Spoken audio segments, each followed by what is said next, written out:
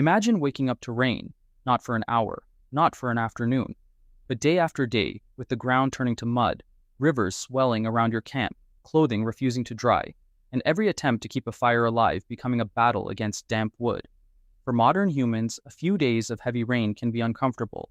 We have waterproof roofs, dry clothes, sealed containers, electricity, food storage, and roads that carry supplies almost anywhere.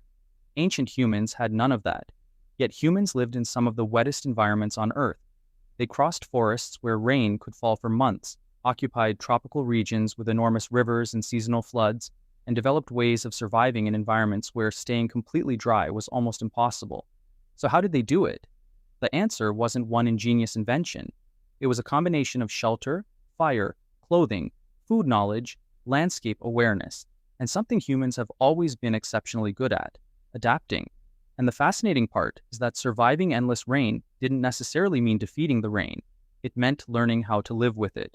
The first battle was staying dry for ancient humans living in wet environments. The biggest problem wasn't simply getting rained on. It was staying warm, protecting food and tools, and finding somewhere dry enough to rest. A human body can tolerate getting wet surprisingly well in warm climates. But once temperatures fall, wet clothing and constant exposure can become dangerous. Evaporating water carries heat away from the body, and prolonged exposure can eventually lead to hypothermia. So shelter mattered. Early humans could take advantage of natural features already present in the landscape.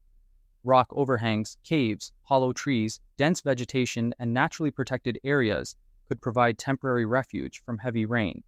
Archaeological evidence from different regions shows that prehistoric humans repeatedly used caves and rock shelters, although not every cave was occupied continuously, and not every occupation was connected specifically to rainfall. The important idea is simple. Humans didn't always need to build a complete house from scratch. Nature had already built some shelters for them. But when natural shelter wasn't available, humans could construct their own. Branches could form a framework. Large leaves could create a water-shedding roof. Bark, grass, reeds, hides, and other local materials could be layered to keep rain away from sleeping areas. And there was an important trick. The roof didn't have to be perfectly waterproof. It simply needed to move most of the water away from where people were sleeping. A steeply angled roof allows rain to run downward rather than collecting overhead. A thicker layer of leaves or bark can create multiple overlapping surfaces, much like primitive shingles. Inside, the goal was not necessarily a completely dry environment. It was a drier zone. That distinction could make the difference between spending a night shivering in the open and sleeping relatively comfortably beneath a shelter. Fire was more than warmth. Now imagine the second problem. Everything around you is wet. The ground is soaked. The branches are damp. Leaves are dripping. You need fire, but the material you collect seems determined not to burn. This is where human knowledge of fire became incredibly important. Ancient people didn't simply need to know how to make a flame. They needed to know how to keep one alive under difficult conditions. A useful fire begins with dry, easily ignited material. In wet environments, that material may have to be protected from the rain before it is needed. People could collect dry material from sheltered places, beneath large trees, inside hollow wood, under rock overhangs, or within dense vegetation. Some woods also burn differently from others. So over generations, people living in rainy environments could develop detailed knowledge of which plants provided useful fuel, which materials caught fire quickly, and which burned long enough to maintain heat. A fire could then be protected beneath a shelter rather than left completely exposed to the weather. And this created another advantage: smoke. Insects are an enormous problem in many warm, wet environments. Mosquitoes and other biting insects thrive around water and vegetation. Smoke doesn't create a perfect insect barrier, but it can make a sheltered area less attractive to some insects and provide a degree of relief. Fire also helped dry wet clothing and materials. Imagine someone returning from collecting food with soaked animal hide, wet plant fibers, or damp wood. Holding those materials near a controlled fire could gradually remove moisture. But there was a limit. Too much heat could damage hides or plant fibers. Too much smoke could make an enclosed shelter unbearable. So survival involved constant adjustment, close enough to dry, far enough not to burn. That kind of practical knowledge rarely appears in written history, but it may have been some of the most valuable knowledge a prehistoric community possessed. They learned the landscape. Rain doesn't fall randomly. It follows patterns. Some environments receive heavy rainfall throughout the year.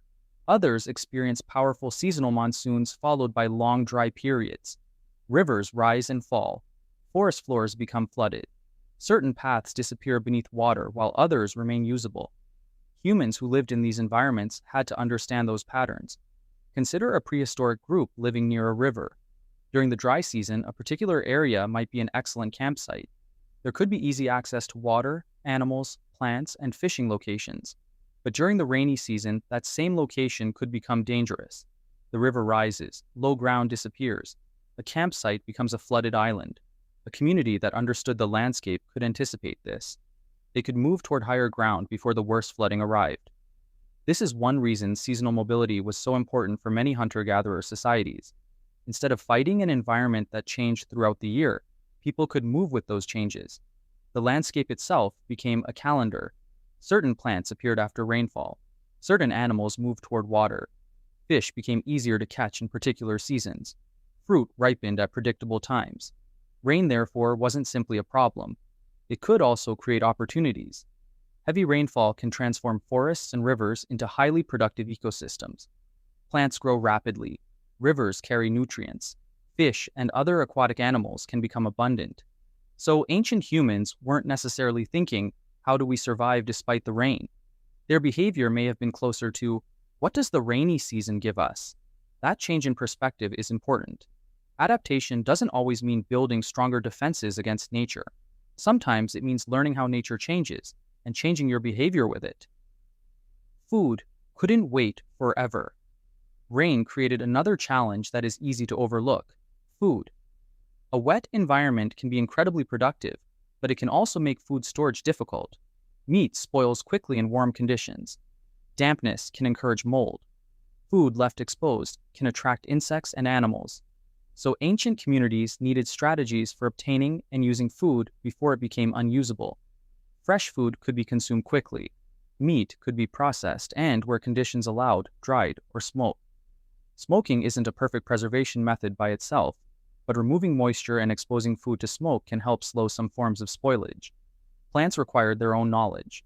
A tropical forest might contain hundreds of edible-looking species, but only a fraction may be safe or nutritious. Generations of observation could create an enormous library of environmental knowledge. Which fruits could be eaten, which roots required processing when particular plants appeared, and which foods were available during different seasons. This knowledge could become so precise that an experienced person might recognize useful resources simply by noticing changes in vegetation. Rain also affected hunting. Wet ground can make animal tracks easier to see. Some animals change their movement patterns during heavy rainfall. Rivers and flooded areas can concentrate wildlife. At the same time, rain could make tracking more difficult, wash away scent trails, and turn movement through forests into exhausting work. So again, there was no single solution. Humans adjusted, they watched, they remembered, and they passed environmental knowledge from one generation to another. Clothing, materials, and the art of improvisation. Staying dry wasn't only about shelter, it was also about what you wore and carried. Animal hides could provide protection from wind and rain, although hides aren't automatically waterproof and require processing. Plant fibers could be woven or twisted into useful materials. Bark, leaves, and grasses could be transformed into coverings, mats, baskets, and shelter components. The remarkable thing is that prehistoric technology often depended on local materials. In a forest environment, the best solution might come from large leaves or flexible plant fibers. In colder regions, animal hides and fur could become more important. Near wetlands, reeds and other water-loving plants could become useful building materials. Humans didn't need one universal raincoat. They needed knowledge of what was available around them, and this is where tools became crucial. Sharp stone tools could cut branches and process hides. Awls and other pointed tools could help work materials. Cordage made from plant fibers could tie structures together. A shelter, therefore, wasn't necessarily one invention. It was the result of dozens of small technologies working together. Cut this, tie that, layer those leaves, raise the sleeping area, move the fire underneath the protected section, keep the food above the ground. Individually, none of these actions sounds revolutionary. Together, they create a survival system. And that may be one of the most important lessons of prehistoric technology. Human survival often depended less on possessing one spectacular invention and more on combining many simple solutions intelligently. Humans didn't conquer the rain. There is a temptation to imagine ancient humans as constantly fighting against nature, but that's probably the wrong picture. Humans survived because they became extremely good at reading environments. They learned where floods reached. They learned which caves stayed dry. They learned where firewood could be found. They learned which plants appeared after rain. They learned when rivers became dangerous. They learned how to construct shelters from materials around them. And perhaps most importantly, they learned when to move. A community didn't necessarily have to remain in one location throughout an entire season. Mobility could itself be a survival technology. If a low-lying campsite became dangerous, people could relocate. If one food source disappeared, another could become important. If a river became too high to cross, routes could change.